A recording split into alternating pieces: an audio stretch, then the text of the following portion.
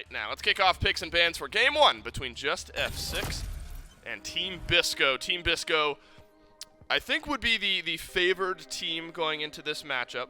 But again, Just F6 is kind of that wild card squad. Depending on the day, who knows how Just F6 is going to show up and what type of play style they're going to bring out. Nem first ban overall here today, Trelly, and that's become a continued trend here where I think week 1 we saw a little Nem sprinkled in here and there. Yesterday we saw it pretty prioritized, and we're going to start off the day with a Nem band here again. Yeah, we have seen this Nemesis picked a lot and a few sprinkled bans here and there. I mean, right now, Rapio does have a pretty sick Nemesis. I think they're probably just more so worried about the early pressure that it can bring and then the late game hard carry potential. So while there are... Okay, I just saw a Jormungandr ban and I had to double take here. Just because... Okay. Now you're seeing it right. Yeah, I mean, I actually had to double take. I want to stop everything I'm doing right now and just talk about this. With the meta we have right now where there's so many really high potential picks and bans that you have to get rid of, you can't let through. I mean, right now, you want to get rid of those Bastetts. Kabrakan's been highly contested. Artio, but Yorm is the first thing you go to. That's incredible.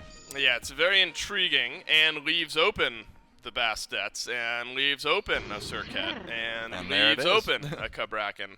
Bastet picked. So in EU, it's a 50% win rate, but to provide a little more context, in North American SEC, Bastet has over an 80% win rate with more than 10 games played. So Bastet in North America has found a very high level of success. In EU, maybe less games played, but 50 rate, nothing to scoff at there either. Heimdall picked up here. That's for Team Bisco, and that means that's for Vaporish Coast.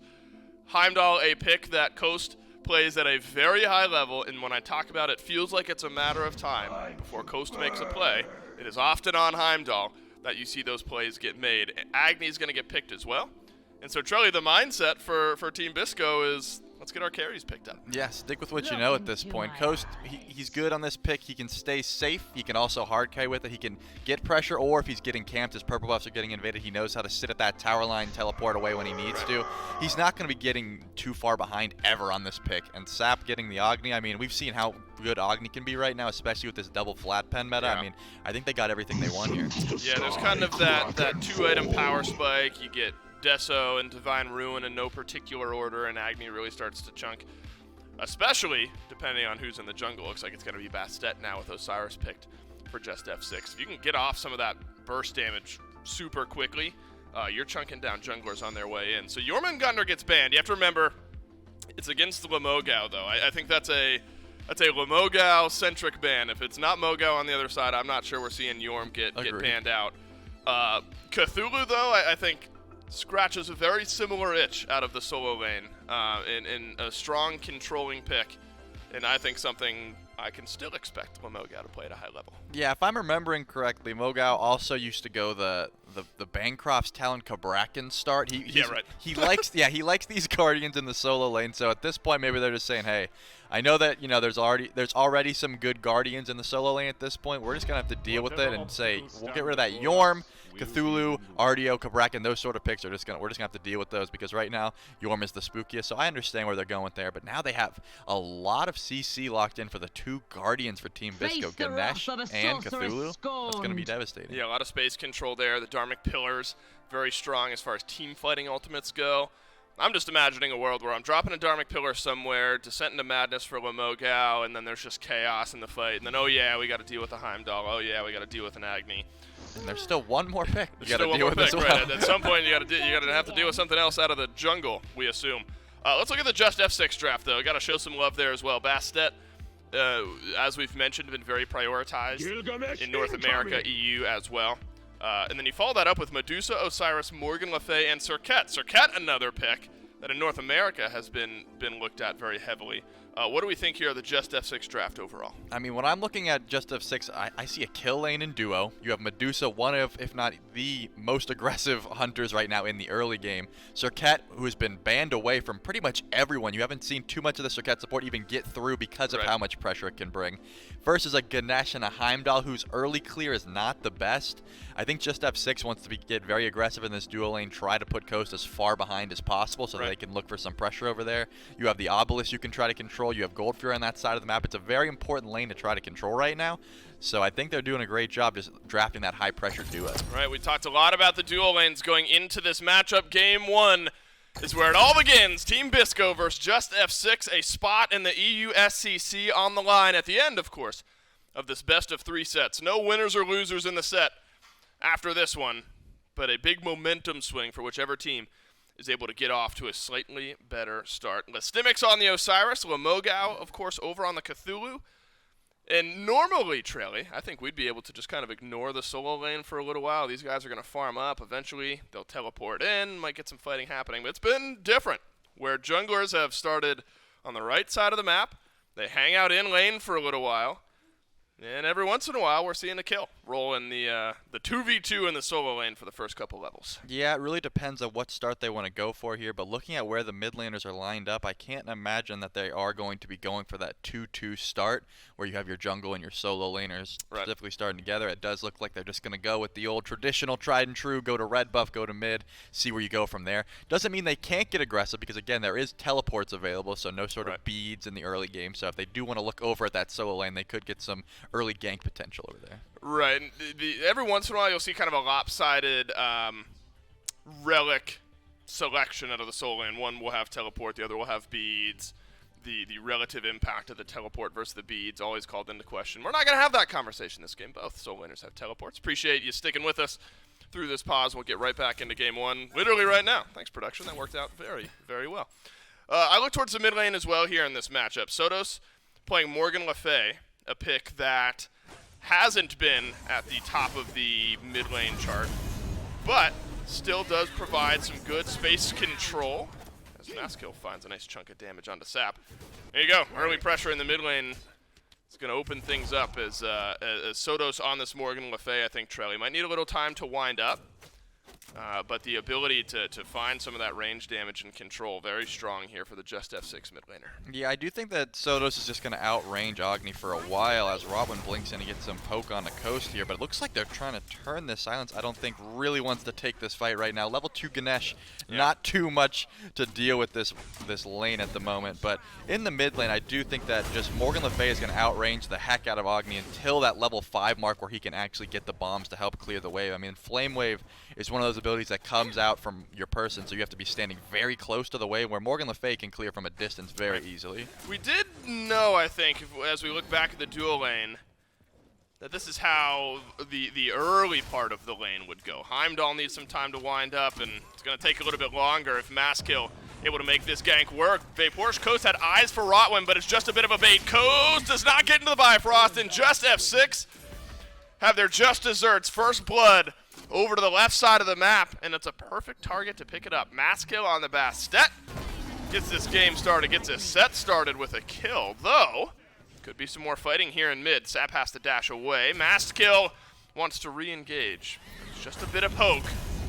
Rapio has to dodge out some return damage. But Rotwin is lurking. This is what's great about this Saket pick. It can get very mobile very quickly. Sap, I think is going to be just fine here. Yeah, but he had to make it happen on his own. There was a lot of sidestepping going on there. Rotwin with an attempt at another kill, and that's just an onslaught for a couple of minutes, or for a couple of seconds rather, from Just F6. Though be careful, Maskill low on mana. Rapio drop kick, stun, beads get used. Literally one more auto. That's all Rapio needs, but Rapio won't get it. Do get the beads off of Maskill, though. Did not have the blink available either. Rapio does opt to go for that blink start, even against Maskill's Bastet, so not really putting any respect on the Hunters of Bast pulls that he could provide. At this point, I think Rapio just wants to try to avoid 1v1ing Bastet, even though clearly that was a pretty strong fight there. At this point, I think you just want to look for all the ganks you can and not really try to 1v1. Bastet, one of the stronger 1v1 early junglers that we have right now in the meta. Already see that with Maskill, the first blood here in this game. Yeah, it's a good point there, Trelly, as Coast gets a good knockback and then a silence to follow up by silence. Frenzy gets used. Rotwin's low here. Be careful. Coast has a sneaky way of getting those auto attacks to connect onto the perfect target, though Toddy and Rotwin juggling that aggro so well here in the duo lane. You know, it's one thing where you kind of pick the aggressive lane and you have this potential to get aggressive. But I think Toddy and Rotwin have done a good job up to this point, Trelly, of actually making use of some of the aggression. Could get worse, though, as Coast sent out of his Bifrost, will escape. Mass kill was here yet again. And the thought thread is clear for Just F6. Let's get Silence and Coast on the back foot. Yeah, I honestly was very surprised that Coast did end up dying for that first gank. I mean, he had the Bifrost there, but it looks like he just underestimated exactly how much damage was coming his way. Now I don't think he's going to try to make that mistake. That's twice he got out. I mean, that's once where he died, and then once where he got out by the skin of his teeth. At this point, I don't think Coast is going to be pushing up too much. He's going to have all sorts of vision whenever he wants to throw his one into the air. So, got to watch out for Maskill. Already made 2 rotations over this duo lane. They made it very clear where they want to get this pressure right now. So, if I'm this Heimdall, I'm sitting very far under tower, warding, trying to get my purple, but honestly not dying for it. Right, the good news is Coast almost doesn't have a choice in the matter. If Medusa and Circuit are in lane, they're going to be pushed back anyway, so you just drop a ward in the proper spots, and you'll be nice and safe. Coast is going to go back, grab up that purple buff. Rapio's here. This is a fight happening without Coast. Coast is not going to be able to close this gap all that quickly. Petrify gets used. Rotwin sends Silenced on back, but Rapio with the last auto attack finally capitalizes on one of these low health targets, and Team Bisco find themselves back on the board. Both junglers off to a 1-0 start. Beautiful silence by Silence and the Dharmic That's going to be as fun well. this game. Yeah, I was Silenced by Silence. I just realized it as I said it, but yeah, Silence had a great silence there, keeping Rotwin locked in place. Obviously, no beads available for the support of Just F6, so had to sit there and just eat the full brunt of Rapio's damage. And then when he finally could jump away, it was just too late there. So just an excellent play from the support of Team Bisco, making sure they confirm that kill. Agreed. That was what this left side of the map needed for Team Bisco. Just some pressure relief. Still 1,000 gold lead for Just F6, First Blood, making a bit of a difference there. 500 experience. So, nothing to write home about just yet in this game. That's an important answer back for Team Bisco, as Rapio and Maskill have started off things effectively here in game number 1. Sap and Sotos survived the initial onslaught of both of the junglers, all beads maintained over in the mid lane. And I want to harken back to something you mentioned with Maskill and the targets of his ultimate specifically. That's something Silenced is going to have to be mindful of as well, and Rapio both. Almost like when you have a Fenrir, you're going up against someone with no beads. You're looking at those targets. Silence nearly brought back into that ultimate, but this Ganesh, a little tanky, not nearly tanky enough. You're not going to survive 3, but Coast using those Dharmic Pillars so well out of the Bifrost. And that would have been absolutely ridiculous. Maskill jumps in, Coast on the knockback, Coast on the ultimate, last auto's there! That's the play that Coast wants to make. Maskill gets a double, but Coast in a 1 versus 3 after his support goes down, able to at least pull a kill back. Over on the other side of the map, Rapio made a kill stick as well, so the Gilgamesh adds another. And in a 3 versus 2, really, Trelly, the fact that it's a 1-for-1 on left for Team Bisco is not bad. Oh yeah, I mean, it's a good thing that Maskill's ult did miss, because I think that Coast was able to get a lot of DPS off while they were trying to just poke down Silenced at that point. That Ganesha did live a little bit longer than they anticipated because of that ult missing, but Rapio, looking over here towards the Stemics as well, probably not going to find anything here, just going to go for the blue buff, but just a great play by Coast, making sure he gets the best out of that situation, obviously. Maskill is getting very active on that side of the map still. I mean, even though he got his ADC ahead, he's still looking for those ganks over there at that point. So Maskill is going to be rotating consistently, 3-1 on the jungler for Just F6 right now. Good start for both. As we've been, that's been the continued thread, is that both junglers have started things off effectively. And so if this Bastet kind of keeps the wheels turning, and we saw this a couple of times yesterday in North America. I'm thinking of Magic Feet specifically. There was a game where it just felt like it was all on Magic Feet. You know, it was a 5-1 start of the Bastet. And there were just moments where that damage and that potential just couldn't connect. And so I have high hopes here for Maskill in this one. Silence sends down the Dharmic Pillars yet again, but we've seen this story before where it just feels like Silence is turning all the eyes towards himself, drops the Dharmic Pillars, and now Maskill is on his way out as well. And ultimate connects from Vaporish Coast, and I'll take the double, please. 3-2-1 start for the Heimdall. And Rapio's 2v1ing Sotos and Rotwin. On the other side, Sap with some range here could knock down the last bit of HP. Dash in, auto attack. I'll take it to go. And Team Bisco rolling over Just F6 in their own jungle. You have to be so confident to dash Agni with no abilities available and just hit that auto between minions there. Sap, very clutch auto attack, making sure they finish those there. But I feel like you got to learn at this point that you don't have the DPS to blow up Ganesh. I mean, Silence did die pretty, decently slow the first time, but that time they just did not have the damage. They put way too many ultimates into him, and at that point, Coast gets to send Bastet to Niflheim, and then, everything just kind of fell apart there. I think Just F6 has now realized, okay, if we're going to let the carries free cast while we try to kill this support, it's not going to go well. Anyway, just haven't seen...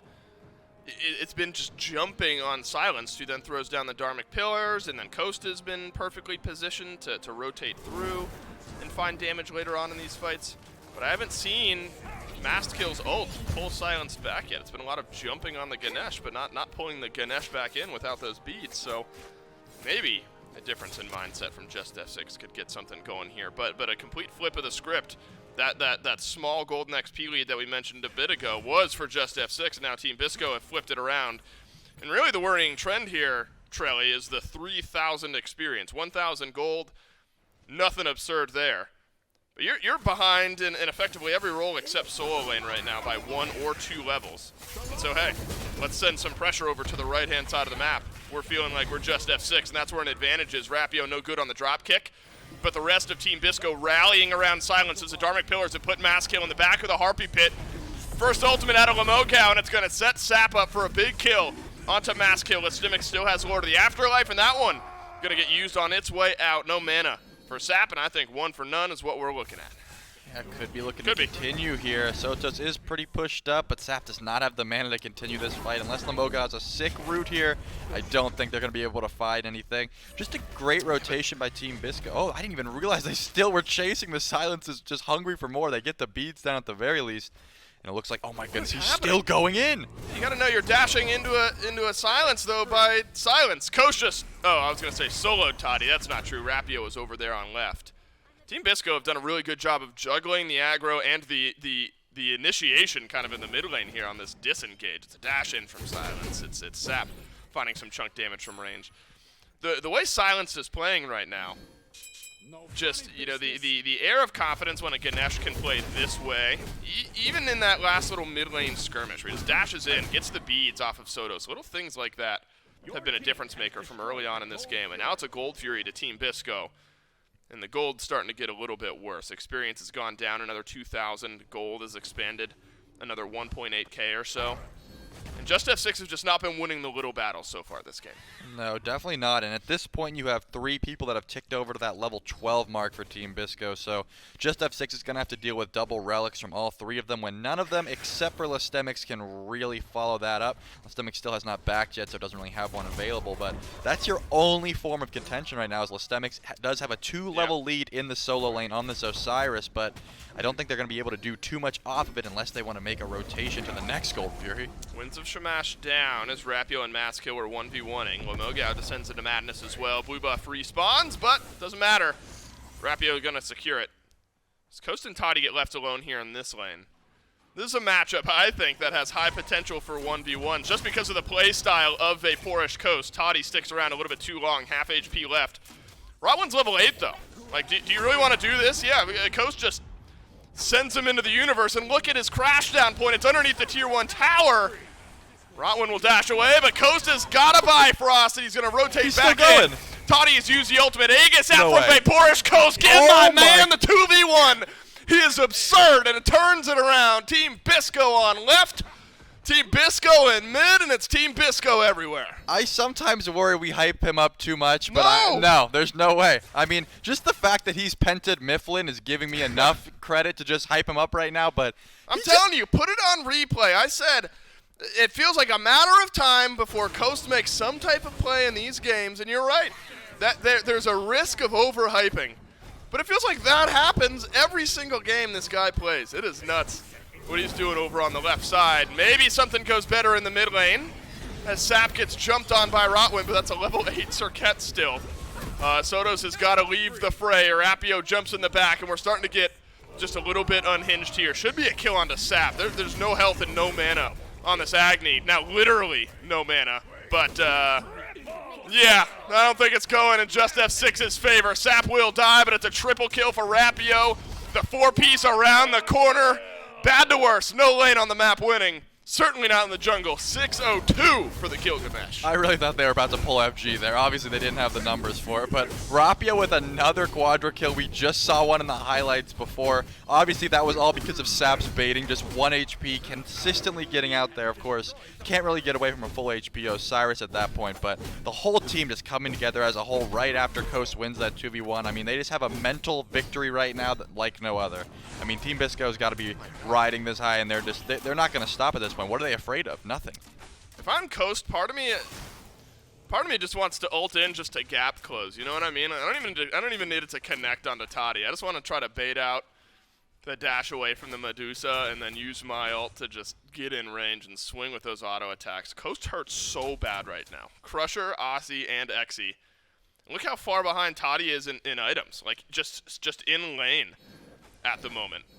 Net worth 1.3k behind Toddy is of Vapor's Coast. There's no world where this Medusa comes anywhere close to winning a trade, much less in a 2v1, as we just learned. This is where Vapor's Coast can really push the envelope, knock down some of these towers, and let the rest of Team Bisco come over towards left. Because you're fighting on this side of the map, Trelly.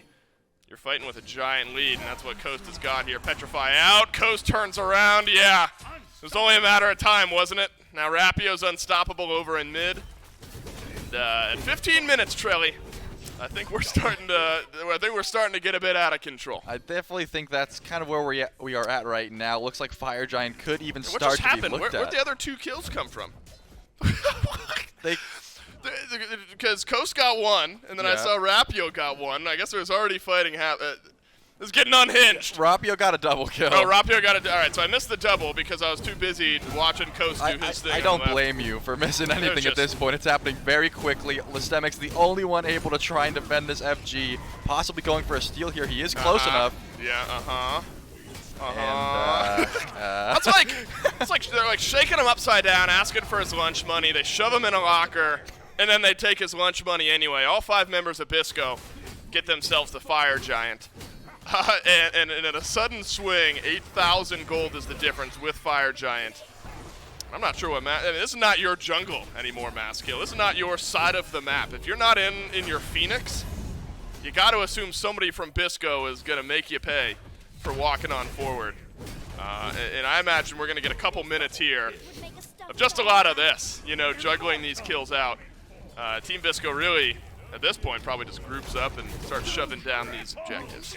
Yeah, that's a triple for Rapio. We just saw the quadra for Rapio. I think they have every sort of avenue they want right now. They pretty much can just pick and choose, throw at a dartboard what they want to get at this point. Wait, so you said Rapio got a double, right? Yes. There's absolutely been a moment in this game. Sap eats the ultimate from Toddy. This would be nice. Get the Fire Giant buff off the mid laner. But look out, Coast lurking over to the left. Aegis used by Toddy. That was the last bit of mana that Sap has. But you're just baiting for Coast to walk around the corner here. Toddy is caught now on the wrong side. I guess at this point, that's the type of play that could work. Yeah, unfortunately, still baiting is Sap. Sap is going to walk out, and he's going to be just fine. As Rapio goes godlike. No, yeah, double kill for Vapor's Coast. I was going to say, I don't know if you're a baseball guy, Trilly. What do they call it? I'm not really. I think it's called a cycle in baseball where you hit a single, a double, a triple, and a home run. I think Rapio's gotten a single, a double kill, a triple kill, a quad. Now he just needs the penta to complete the cycle here in this game. And what's crazy is I don't think it's unheard of for him to do that here at this point. I think Rapio's got a real good shot at the Smite cycle. I mean, he is 13-0. He's got Berserker Shoot, he's got Rune Forge, he's got every sort of... He's not going to die, that's for sure. So at this point, yeah, it's pretty much just will his teammates steal it from him, I think, would be the question. I don't know if Coast is even going to get to choose. Like, Coast is in a spot now where one auto attack is going to chunk half of the health bar of any of the members of Just F6. So this Fire Giant has gotten this game completely unhinged, and we're fighting for the sake of fighting at this point. Though in the meantime, Team Bisco have knocked down a couple of towers, Tier 1 and Tier 2 in mid. That's rare! The rare Nesh kill for Silence, not gifted over. And so now Ganesh has more kills than Sotos, Rotwin, and Toddy for Just F6. Just seeing a Ganesh gank someone. A little salt in the wound. Yeah, no, the Nesh gank is one of my favorites. It doesn't happen all that often. And it does look like fighting for the sake of fighting, but really you're kind of staggering out these deaths for just F6, Trelly. And in the meantime, Team Bisco have been able to knock down like 4 towers on the map, and it looks like the right side is going to be the next one to go down. Yeah, I mean, historically, the first Fire Giant is that one that you just want to get your towers. Oh, yeah. This is what I'm talking about. I mean, historically, you get your first Fire Giant, you knock these towers down, you don't really want to go for the Phoenix here. So it's only 18 minutes into the game. Despite this lead, I think they're just playing smart, maybe playing with their food a wee bit here, but still, they're just trying to make sure, as Mazkill gets to lead, they're just trying to make sure that they don't throw this, which I don't think is possible, obviously, but they're just making sure that they can get everything before they go in for this Phoenix. If Team Bisco throw this game, they don't deserve... I'm kicking them out of the losers bracket even. They don't even get a chance at a losers bracket run. If Team Bisco throw this game, they're out. I'm making the executive decision. They're done for the rest of this set and for the entire tournament. I think luckily, the odds of that happening about as close to 0 as you can get. The mid lane Phoenix, a complete afterthought here. Feels like just F6 have just not been... They've not been a full 5 in the last 4 or 5 minutes of this game. Team Bisco, the Fire Giant buff drops off. And at 4 kills to 30, you heard that right. Team Bisco will back on out of the base of just F6. Surrender vote started. I was going to say, maybe they should just have 6. There's a I was thinking there's a non-zero chance that FF goes through. And just F6s, which might be the more gracious way to end game 1. Yeah, I do think that was a little bit... to save the mental at this point. You still have to play another game. Probably don't want to sit around for the next Fire Giant just getting farmed consistently. They just had such a lead everywhere. So I think that was the right call. Just save your mental, dial it back, go back to the drawing board, come out stronger game 2. Team Bisco, show us why they are seeded the way that they are in this one. Every single lane, except you got to give love to Listimix. In a game like that, the fact that Listimix ever had a level lead over Mogao deserves all the praise in the world. So one lane felt okay for just F6 in this one. Everywhere else felt like a graveyard. It is Team Bisco in game 1 that roll over just F6. Can they do it again? Stick around and find out.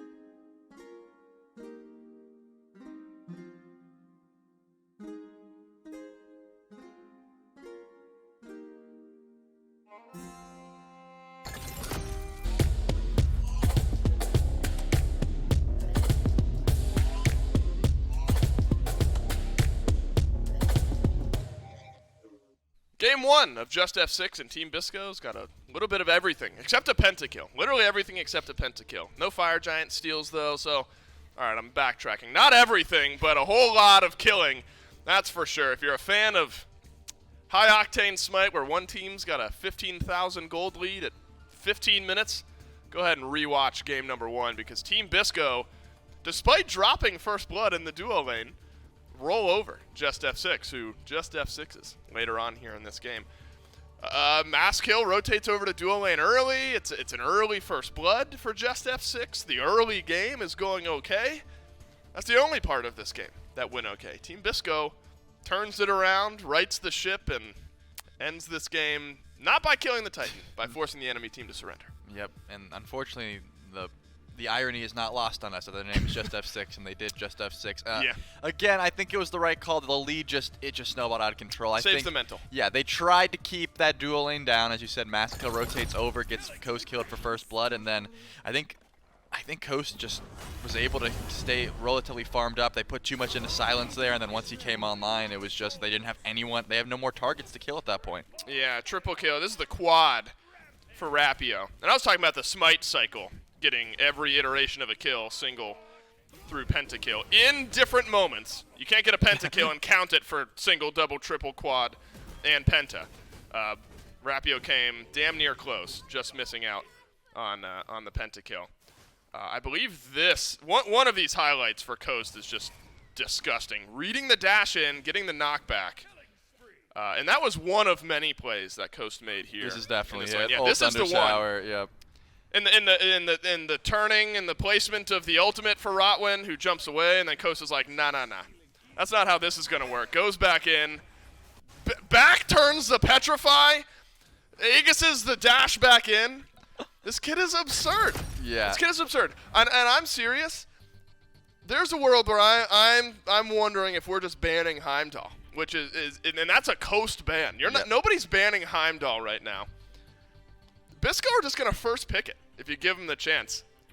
I think if you're just F6 and Toddy's not going to play it, I think you have to ban it. Coast is just too good on this pick. I agree with you, and the worst part is he's good on a lot of other picks too, so the question is the Heim what's unkillable? Or, I mean, I guess they did kill him, so that's obviously not the case. They but did die once. Is the Heim what did so much damage, what had so much outplay potential, the safety of the pick, is that your issue? Or was it just the fact that you couldn't shut down that dual lane entirely? That's the question. I do think, I got to agree with you at this point, the Jormungandr would not have been as destructive as this Heim was because of how much pressure they put in. I mean, the Cthulhu didn't even get the pressure at that point, maybe because it wasn't the Jorm, but either way, I think you got to take away the Heim at that point. I mean, Rapio still went godlike despite that, so now you have two thorns in your side at the very least. But I think you're right. I think Coast is too sick on this Heim. I agree. And if I'm Mogao and I'm Sap in that game, Sap did some good damage numbers as well. I'm loving it. I'm just sitting back and farming. Letting the duo lane, letting the jungle do their thing. Let's see what adjustments Just F6 make, and P's and B's for game number 2. Bisco will be in second pick, still first pick over for Just F6. And remember, it was carries picked just immediately for Team Bisco. First and second pick in that second wave of picks. Just F6 chose the Bastet, and it's something that worked early. The Bastet did. Remember, it was first blood for Just F6. Just nothing else seemed to get rolling after an early couple of kills for this Just F6 team. Sticking with the Jorm, sticking with the Bacchus bands. I mean, Just F6 maybe realizing that game one, or feeling like game one just got too unhinged, and what Team Bisco did and what they got wasn't necessarily as a result of the draft. There will be a difference though, Trelli, as Agni picked for Just F6 instead of that Bastet. Yeah, I was kind of scratching my head at the bans at first, but now I'm sorting out. They have first pick. They're able to take the Agni away from Sap. Sap, as you said, did do some crazy damage. I'm not even going to look because I know that Heimdall was locked in, obviously, because it was left open, and they just want to get Coast on something he feels comfortable on at this point. Obviously, that's just going to be the Heimdall. There's nothing wrong with that. The Cthulhu, despite getting a little bit out-pressured by an Osiris, which you would expect, so I don't think that was really an issue either. I think just trying to take that Sap off the Agni pick, who he was baiting very well last game. He was at 1 HP constantly just getting out, so maybe that's where they want to throw this off, maybe look more towards that mid lane. I can see how that would be a thought process in their head, because right now it seemed like getting the dual lane head didn't do too much for them. This is interesting. Are we running it back? If we're just F6, so far, yes. Now, support picks were very important. Of course, Coast had a massive game, but you look at what Silence did on the Ganesh, and so those are still things that could change and really make this dual lane matchup look different, despite there also being a Medusa. So even though some of the early picks look very similar, those support picks really change the face of that lane and how the early part of that lane can flow. So that's what I look for here in the next couple of bans that we've got. Bastet does see another game, but this time it is going to be in the jungle for Team Bisco and for Rapio. So a playmaking jungler still there, and that was with Gilgamesh available. Yep. Despite an undying and an absurd Gilgamesh game 1, Rapio wants to give something else a look, and so Bastet will get another shot here for the winning team from game number 1. Morgan takes a ban alongside the Gilgamesh and the Tiamat, and so still need... I don't know about the Tiamat ban with an Agni already picked. We gotta harsh on Team Bisco whenever we get a chance, because there was nothing to harsh on in game 1. Why are you banning Tiamat with an Agni there? Come on, guys. What's going on here? Maybe they were really worried about the Tiamat support or the Agni support. Who knows at this point? But I just don't think they care too much at this point. No, I say that very jokingly, to be clear. Yeah, we're in agreement here. I do think the Mori ban was definitely smart. No one wants to deal with 2 Bastets, so at least Team F6 definitely, or just F6 rather, has their head in the right place. Hovering the Fenrir and the Ganesh, that would be taking it away if they do want to do that, because obviously Silence had a great job. No pun intended. His silences were very clutch that game. So I do think, I like where their draft's at here. I think they didn't let that game go to their mental too much. Right. I think what they did was right. They made some adjustments. They did take away that Agni pick. Still got the Osiris that got pressure. I don't think the Medusa pick was inherently bad. It was just, couldn't really get anything going at that point. So, and now we're hovering the Persephone. So is this E-set support? It looks like it is E-set support. It does look like it will be E-set support. Would you argue, Trelly? I mean, obviously it's very different from Ganesh. The Dharmic Pillars, massive in team fighting. Of course, Circle of Protection can be as well. Would you argue that laning-wise and setup-wise, E-set can be similar for Heimdall? Let's talk about Silenced and his ability to set up for Vaporish Coast later on in that laning phase. Do you think E-set can do that as well, maybe as effectively as Ganesh or just in a different way? I think they fill very similar roles, but E-set does have better early clear. And in my mind, right, the level 2 is very strong. The Spirit Ball has much better range. You don't have to waste a dash to do it in that sense. So I think the E-set is going to be great for this lane specifically, and they're going to have a lot of pressure if they do play off the E-set. So I think, I like what they did here, and I think that Coast is definitely going to be sitting pretty. He's got more peel now. Yep, Team Bisco dominating game 1. 1 game away now from qualifying into the EU SCC. Dolson, Trelly, and Doug for what could be one final game here in our first set of the day. Just F6 have changed up some of their draft, and I think the change is effective here, Trelly. I think Fenrir, a very solid playmaking style pick. You're not going to get much pressure on Mogao with that Ragnarok, but depending on where the beads are, everyone else on Team Bisco's got them. Maskill and his target selection going to be very important throughout this game. Getting those beads burnt, opening up for your jungler, has got to be the name of the game. Yeah, they do have a lot of ways to interrupt that Brutalize, though, which is not a very fun time for jungle Fenrir specifically. When you're support Fenrir, usually you just want to hit those jump stuns, bring people in with the Ragnarok, do everything you can in that regard. But when you're jungle Fenrir, you're kind of responsible for a lot more damage, and Brutalize can just be canceled out. Whenever Silence is around, I don't think he's ever going to be getting it off. There's just way too many ways to interrupt it here. So Maskill's going to have to make sure, holding that very clutch as Coast teleports in to make sure they get pressure here in this lane, even against the Frenzy Ganesh Medusa lane. Yeah, with Ganesh, it feels like, even you're right, with Frenzy, you might be ceding a little bit of pressure at the start, and that's what happened with Silence and Coast. You had a Heimdall Ganesh lane. Always going to be going against you early on in that lane when you're going up against a Medusa and Serket in the way that Team Bisco were in game number 1. So eyes on the junglers. Remember, Maskill's mindset was, let's get as much pressure on this dual lane as we can. Let's get Coast on the back foot, which is exactly what happened. But back foot doesn't mean out of balance necessarily. Coast was able to turn things around. Double stun out from Silenced. But Silence does have to use the beads. So talk about burning beads here, Trelly. Now, Maskill's level 2, so you can't take advantage of that yet. But Silence on this E-set support a little bit more susceptible to a return stun, a return engage here at some point. Good damage onto Sap, who will dash away. Stun, no good on the jump. Uh-oh, Rapio just needed a little bit more. A mass kill, not going to give it over. First blood, still missing. Canceled that Brutalize early to get the auto attack for the stun. Unfortunately, did not connect. Mass Kill is trying to get aggressive just like he did last game in this early game. This is where he's going to find his strat. I mean, Fenrir very strong at this point in the game. Just unfortunately couldn't really find anything at that point. Wasn't even able to force any beads. But at the very least, you got your life, because Mass Kill definitely could have fallen there if Rapio ticked over to level 3.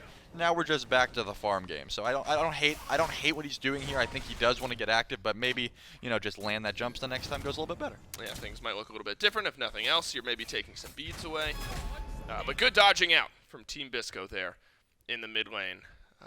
Rapio put a lot of focus on the other side of the map, at least as far as mid and sort of right side of the jungle in game 1, realizing that eventually Coast was going to scale up alongside Silence and be fine in that lane. So Bastet here, target selection going to be important early in this game, where you're putting out your jungle pressure. Sodos has got beads. Of course, Toddy does as well.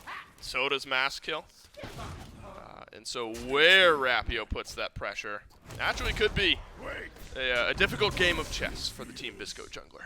Yeah, wherever Rapio decides to get active is going to be, you know, the start of these fights, really. I mean, as we've said, Mass Kill has been really aggressive, trying to find these ganks early, but Rapio's kind of been sitting back, right, more so playing the re-engage. It's like, just you go in first, I'll come in after the fact. One of the worst things you can do as a jungle is go in for a gank, it doesn't really work out, and then the enemy jungler shows up and just kills you, because then you're so far behind, all your stuff gets invaded. So, it looks like Rapio finds Mass Kill. This could be a solo kill. Rapio is level 5, Mass Kill is not. That's a jump out from the Fenrir. Soto's closing this gap as well. Tense moments. Rapio pulled the trigger. Sotos is around the back side there. Damage coming out of Vapor's Coast as well. Rapio over on the left side of the map. Rotwin doesn't have beads. Could be a target for Rapio if there's a bit of an overextension. No wards there, but Team Bisco, Rapio specifically, definitely spotted out a second ago by Just F6. So the duo lane of Just F6 have the wherewithal to know that Rapio is going to start sending some jungle pressure on over to the left side of the map. Once level 5 gets reached in this lane, Trelly, the fight potential suddenly skyrockets, doesn't it? Between a Petrify and a Dharmic Pillars, you're able to stack those two on top of one another. And then Coast with his initiation and Circle of Protection, things like that. You're starting to really increase the idea that one of these two duos could get a kill. Uh-oh, Sotos gets first blood, and it's Just F6 again. That grab an early kill. Sotos dashes into the tower. It gives Sap a kill right on over, inches away from a clean double kill. It is a 2-0 start, though, for Just F6 in the mid lane, but one kill gets handed back over. Dharmic Pillars drops down. Petrify on out. Circle Protection there for Silence, but so are the set of beads, and that's what I'm talking about. You combine those two ultimates, Toddy and Rotwin have Coast and Silence on the back foot. They're going to be looking for this purple invade here. They don't have much. Coast still has everything he needs to escape. The damage is not there. It looks like he is going to be out. Very clutch last second ult there, holding on to it till the very last second, but now... Whoa, what is that damage from Team Bisco here on the right? Mass Kill just gets chunked down. Lamoga on the Cthulhu, able to get a return kill, even things up in the kill department. I love what I'm seeing from Just F6's duo lane. After the way that game 1 went, like, there would have been no qualms in my mind if Toddy and Rotwin just want to chill out, farm it up, and try to keep things close going into the mid game. But it's been anything but. The moment level 5 got hit, Rotwin and Toddy sent everything in the kitchen sink out the window towards Team Bisco. Don't get the kill, but really start to set the tone in that lane. That's important to keep Coast and Silence guessing and making them always respect the pressure that you're able to put out. Yeah, absolutely, and I love what Sotos is doing in this lane as well. Agni already has all those bombs available, so just making Sap's life miserable. Every time he steps up to try to poke this lane out, he just can't even clear because the meteors just have too much pressure. Obviously, Persephone, another one of those characters that has to be very close to the wave to really clear, so every time Sap steps up, he's got to juke these bombs out. But it looks like Silence is getting aggressed upon. No beads for the E set, and Dharmic Pillars is perfect. That's a kill for Mass Kill. You're going to combine a couple of ultimates. You're going to put it onto the perfect target. And the Fenrir jungle is able to grab the first kill of the game for itself. Maskill somewhat low here, just above half HP. Jump on out, but Brutalize is going to send Maskill right back to the mid lane. A stun connects, and Maskill, I think, takes more damage than he had bargained for there, but you're giving yourself a shout at another kill. And with the silence there from Rotwin, some of the disengage, maybe no real risk into the life, but like this chunk damage from Sotos. Just F6 starting to roll a little bit through their jungle, and the Fenrir has made its impact.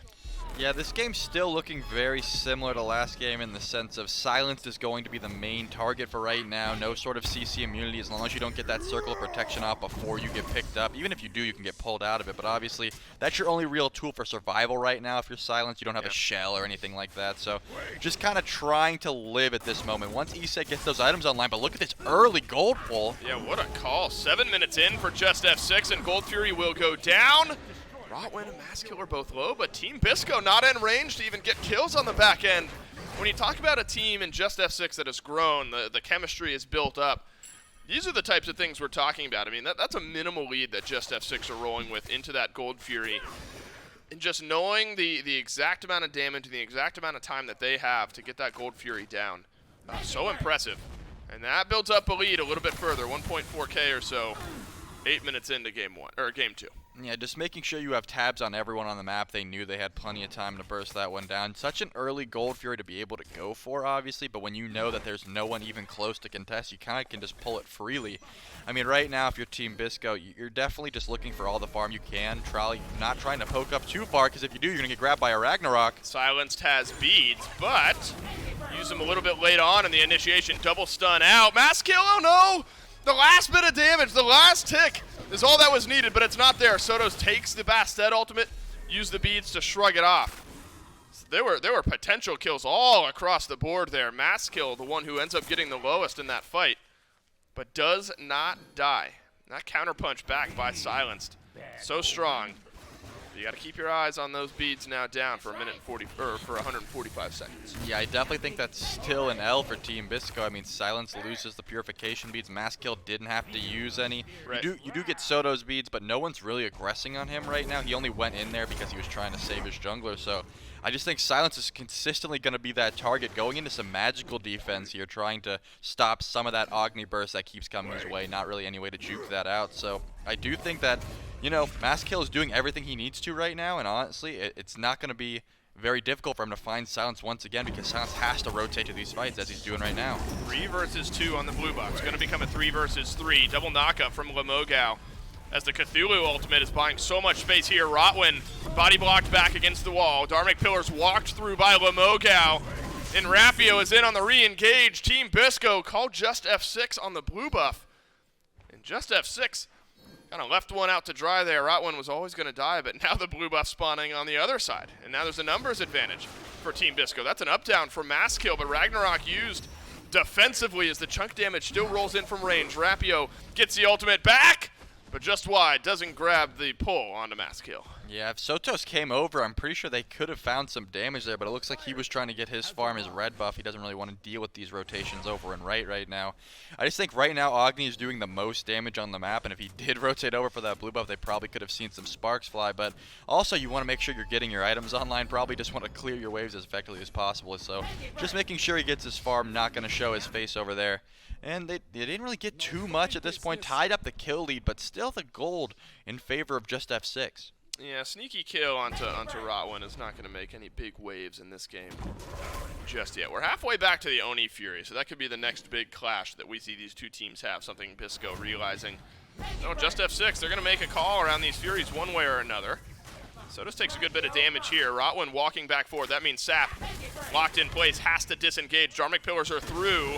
Grasp of Death onto Rotwin, and Rotwin now gets left alone. There's only a Frenzy here for Rotwin. That means all this CC is going to connect on in. Good chunk damage from Sotos, but all he can do is watch his support get whittled down. Circle of Protection thrown into the mid lane. That'll give Sap a nice burst of healing, but Rapio has come to play, and so is Silent. So has the rest of Team Bisco. Only the Hunter's not involved as Sotos gets knocked up. Beads up in 2 seconds. Would not get to use them. Rapio gets a double. Big fight in the mid lane for Bisco. Huge rotation for Lemogao, making sure that they could just lock down that Ganesh. And Lystemix, very tanky, but not tanky enough. Rapio needs to hit one ability. and it doesn't look like he's going to have it. Good juke by Listemics. I mean, just perfect play from Team Bisco. Despite being a little bit down, they're still getting super active. That was more of a re-engage there because Rotwin thought he found that kill. But now, huge spike in the favor of, you know, coming back from that one. 3 kills for Team Bisco, obviously. They were down a little bit, but now they're sitting pretty in the gold department. Yeah, and sitting gorgeous in the XP department, 4.5K. Seemingly at the drop of a hat. Like a minute goes by and all these level leads start to roll through. 3 levels in the jungle out of nowhere, it feels like, for Rapio on this Bastet. As the ultimates haven't quite connected yet, but the damage has. 1 level in mid, 1 level in support. And luckily for Toddy, he's been able to just tread some water over here on the left side of the map, maintained level equity with Vaporish Coast. So Coast is not going to be going into the mid game with an absurd item lead or anything like that over here on left. Bastet becomes the threat for Team Bisco at 3-1-3 and a 3-level lead.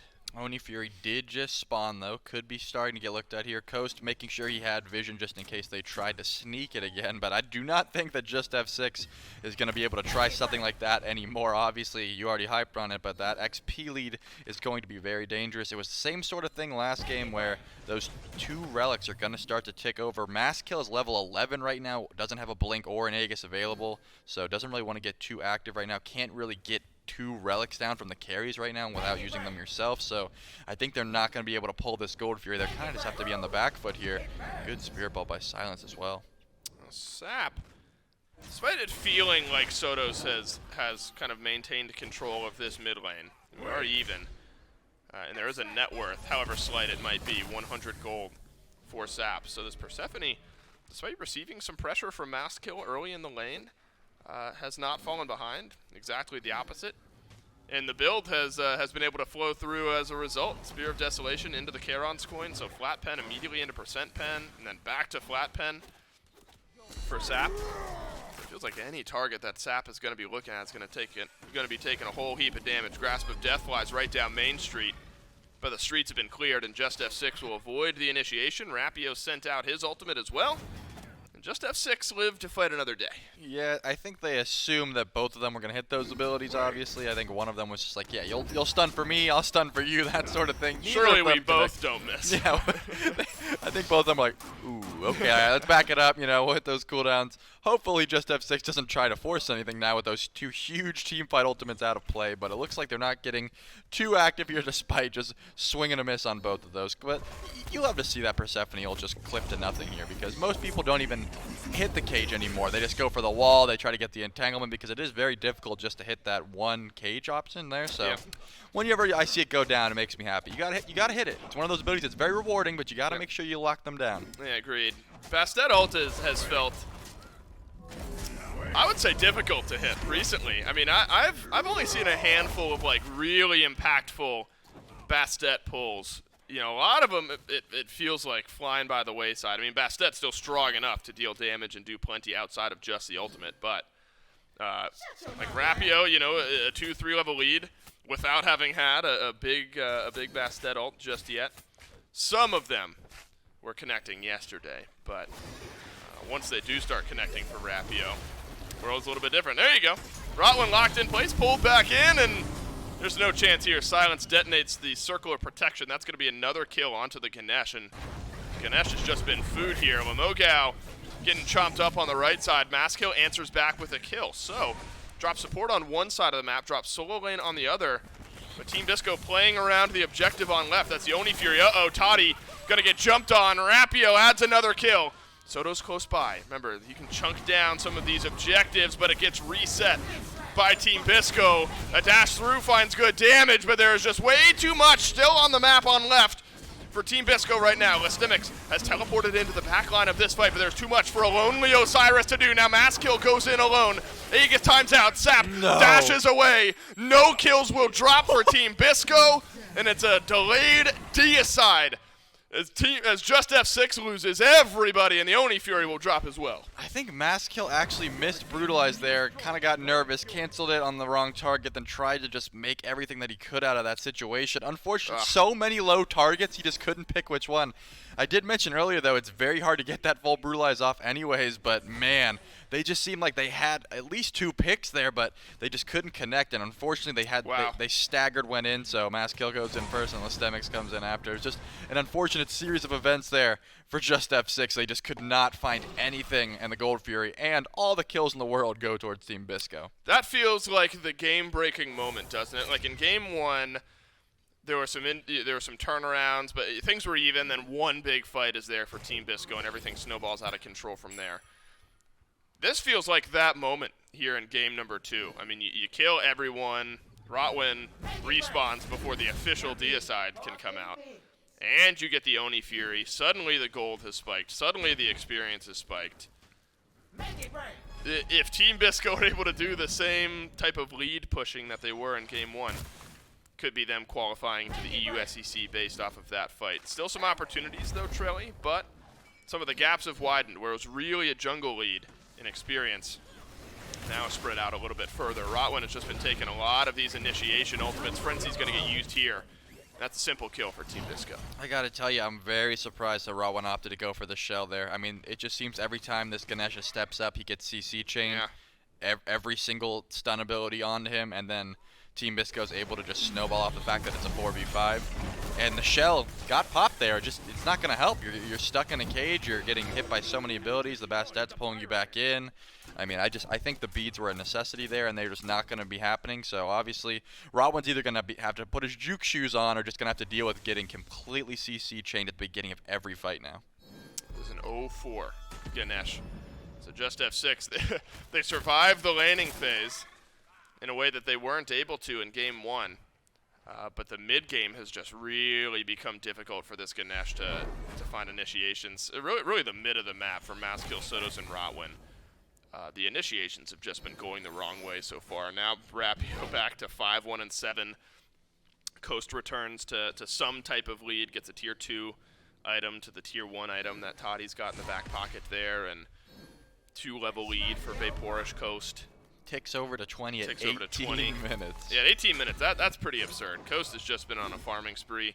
Luckily, most of the fighting, it feels like it's been over there anyway, right? So he doesn't have to waste that much time, waste that much farming time rotating in. And with a big item upgrade, Crusher into the full Aussie XE chin size tree. And so you look at itemization, rotating into what could be a big fire giant fight, and Coast has got it over Toddy. Yeah, I just think that anyone who gets near that Heimdall right now is going to be getting shredded. Lestemix does not have that much physical protection, only the Berserker Shield. You can tell he's starting to realize, okay, maybe I'm going to need that item sooner than later, maybe a Nemean or a Breastplate, whatever he decides to go here. But I don't think it's going to be online if they do want to force this. He just built that tier 1, so Lestemix is trying to be able to dive this backline effectively, but just does not have the farm to match it. Remember, that gold fight did happen when they were ganking Lamogao. They just realized how many people were there, and here comes the CC chain on this Ganesha again. Yeah, even if it connects with the wall, Rotwin has just been dove on over and over again, and this time is no different. Rapio jumps in to deal the last bit of damage, and it's 0-5 for Rotwin on the Ganesh, and a lot of this going on. Coast avoids the stun. Couple auto attacks away from killing off that tower, but you don't want to give Toddy anything, right? No avenue back into this game. No chance I want to risk a kill dropping and giving Toddy something to work with here. Sotos has to dash away. There's a teleport being channeled. That's Lestemix, who's now alone in the back. We're looking for Phoenix dives, Trelly. The tier 2 tower is still standing. Yep, Coast is finally going to be able to rotate over. Nope, he's going to head back. He's going to say, you know what, guys, I see some stuff over here I want to do. So it looks like Lamogao, both solo laners have joined the fray. Whoa, goodness. Lot connects onto Lestemix here, but there's enough health to channel Lord of the Afterlife. And with a red sliver of HP, Lestemix will jump out and jump away. So we're not quite at like 4 to 30 kills, right? You know, we're not in F6 territory yet if we're just F6, but all of the pace controlling is there for Team Bisco. It's the Grasp of Death. It's the Hunters of Bath. It's a big Silenced into a Spirit Ball from Silenced. From Silenced.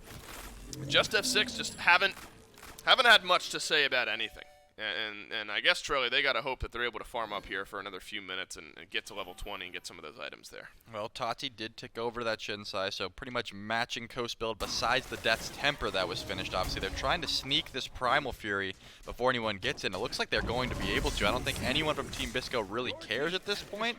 I mean, the Gold Fury is definitely still valuable at this point of the game, so I don't think they should have just given it up, but I think they're more towards that Fire Giant point of the stage of the game, so that's what they're looking for, but it looks like Rotwin's definitely going to get caught out here. Oh no, it happens again. It's another instance of chain CC under Rotwin. Shell is not going to save your life here, my friend. Killing spree for Vaporish Coast, 301. Finally gets hit on the Heimdall for the 6th time this game. Ganesh goes down. There are some support picks, though, Trelly, where it feels like kind of regardless of a level discrepancy, like you can still kind of do what you want to do. There are other picks where you want to be able to stick into the fights a little bit longer.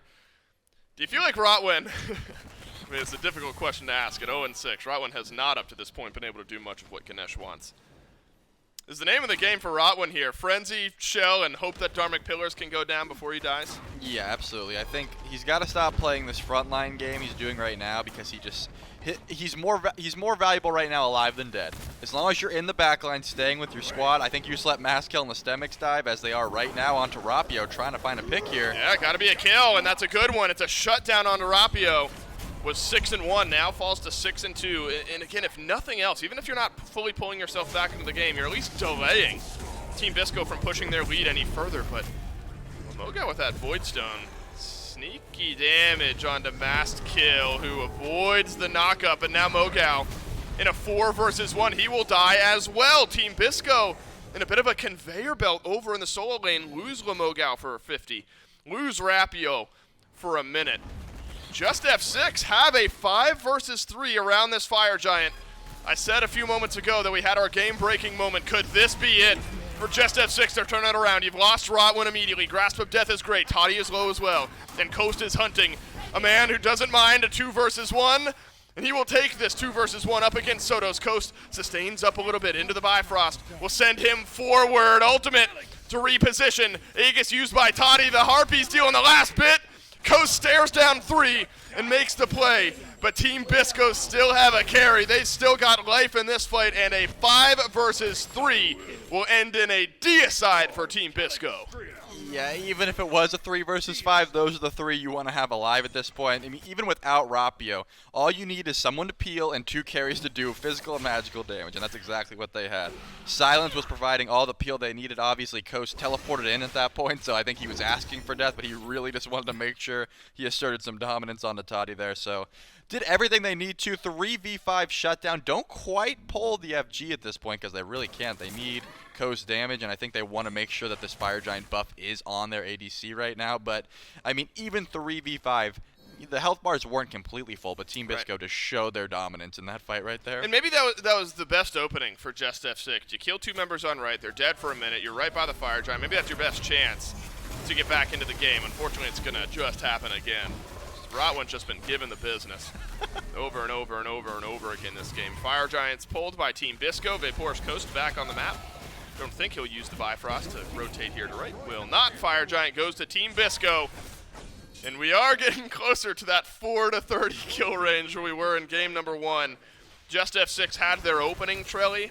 I think maybe that 3 versus 5 was Just F6's best chance and maybe turning this game around. Yeah, I think that was definitely their best shot, but unfortunately they just did not have. I mean, I think if they are committed to the fight or committed to the FG, maybe, right, but at that point, you just have to get rid of this E set because it's just so much peel, the constant shielding, the silences, the circle of protection. You want to try to focus down these damage dealers first, but with Silence right now, with the build he's opted to go for, having Thieves, Heart Ward, Breastplate, and Sovereignty, that's a very tanky level 20 E set support right now, 6 levels above Rotwin. Yeah, Rotwin is just sad with how he's got to play this game right now. He's been sitting on Divine Ruin and no other item for like 5 or 6 minutes at this, or no other item after the fact. He hasn't added He's got Thieves and Heart Ward, of course, but hasn't added any items in a couple of minutes. Not even a tier 1. I guess Divine Ruin makes sense. Like if you're gonna die super fast anyway. Let's see if I can get as much value out of my Dharmic Pillars as I possibly can. As Team Bisco bait the backs, but Grasp of Death flies right down the middle. It's another 5 versus 3, and Coast gets blown up by Just F6 and Mass Kill. Sap gobbled on up by the Fenrir. Aegis gets used, but that top damage, Persephone is gonna die anyway. This time Just F6 do make the play in a 5 versus 3, and both carries are dead. It's gonna be up to Rapio if Team Bisco want to turn this around. Nice double stun by Silence. And that is a health bar by Sotos that is gone by the wayside. Rapio gets the kill. Mass Kill looking for Silence, but he won't get it. And another 5 versus 3 is not working out for Just F6. Rapio's just got way too much. Rapio has got a triple kill. There could be another quad in back-to-back games. Rapio makes Just F6 pay. Rapio gets another quad, and another 5 versus 3 doesn't work out. That Pounce did a 900 damage to this Bastet pick. I mean, as you said, and as we all know at this point, you do not need the Huntress of Bass to carry on this Bastet pick. You don't have to hit your ults. She can just do so much damage with the rest of her kit. That Bumba Spear is finished. The Heartseeker's online. I do think they have the damage to try to go for this end. Team Bisco, they deserve to be in the EU SEC, and Rotwin at 0-9 will be the only member of Just F6 alive to watch Team Bisco make their way, confirmed, into the EU SEC. Well deserved by a well-formed team. If you can win a 3v5 twice, subbing out different members in that 3v5 specifically, I mean, at once you win it without Coast and oh man, it was just... Yeah, Coast and Sap dead. Yeah, and then you just win it again with just Rapio. I mean, it's just insane play from Team Bisco. Complete dominance. They had the lead, they had the gold, they had everything they needed. The team fight specifically, and that's what you need to win these games, and they had it in spades. Rapio in back-to-back games gets quads, and in back-to-back games, Team Bisco roll over Just F6. Team Bisco make their way into the EU SEC. I don't think that was ever in much doubt, but this one confirms it. 2-0 for Team Bisco. We'll take a break and come right back to break it down.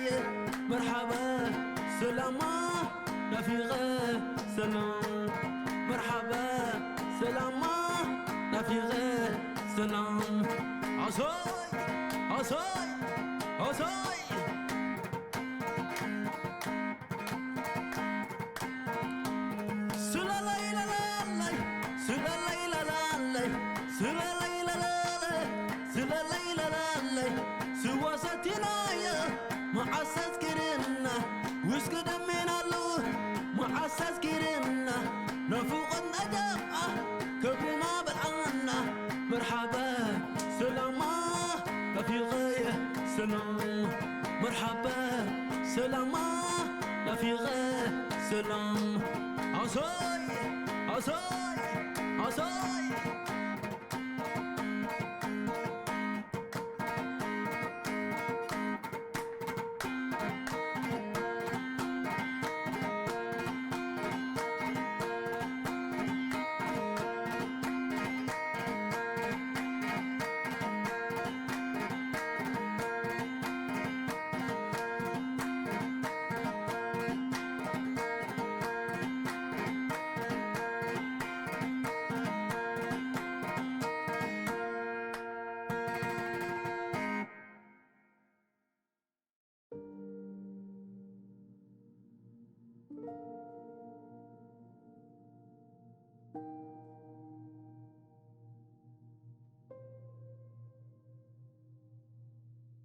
짙은 안개 속을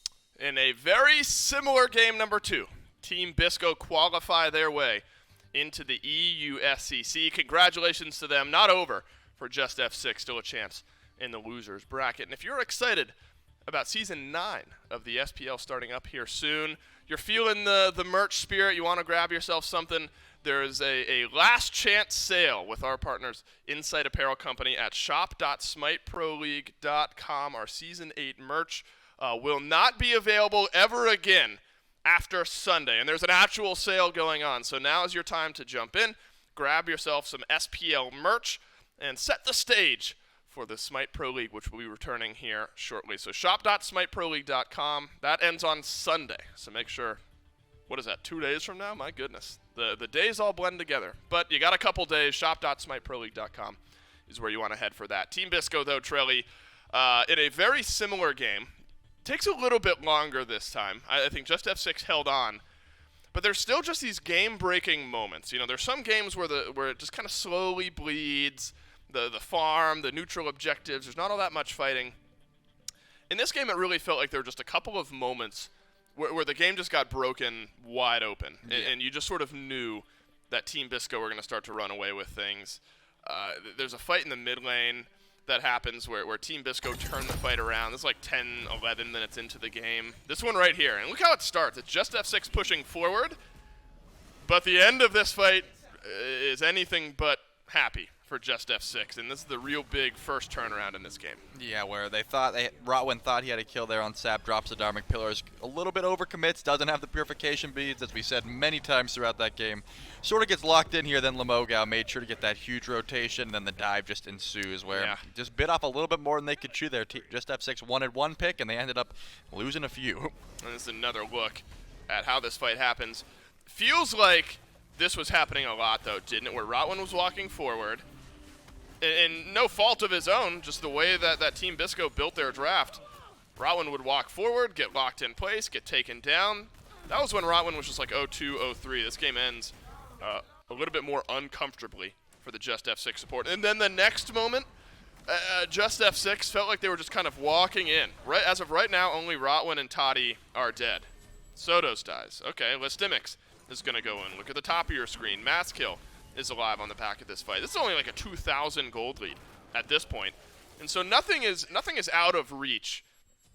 But this was just another fight, Trelly, where I think Just F6 let this game slip through their fingers. Yeah, they definitely just staggered their presence there, unfortunately. I mean, every time I get to see this mass kill missing that Brutalize and then immediately canceling it, trying to find a kill on a priority target there, it's a little bit unfortunate.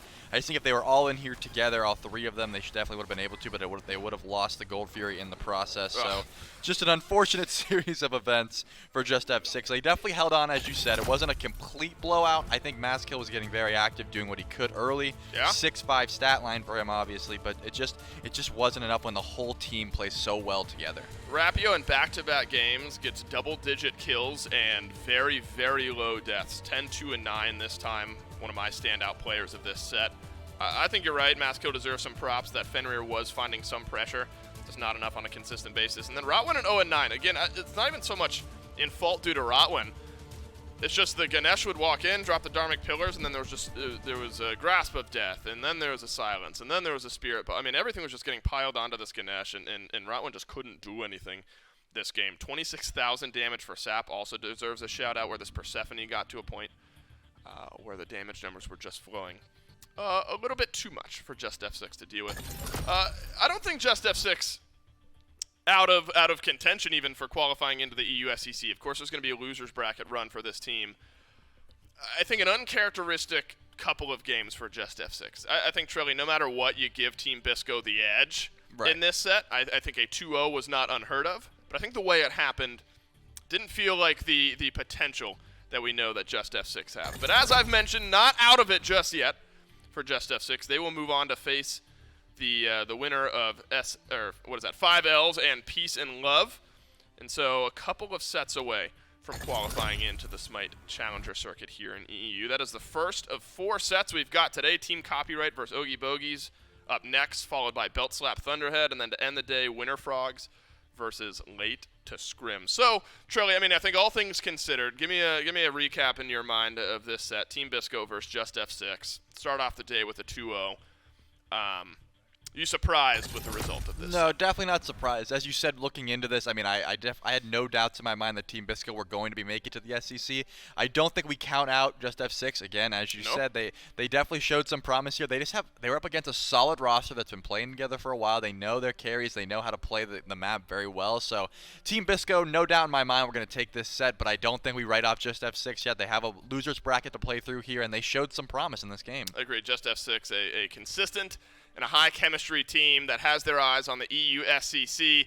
Team Bisco, they're already there. They can kick back and watch the last 3 games that we have here in the EU SEC. Coming up next, Team Copyright versus the Oogie Bogies. Stick around. You don't want to miss it.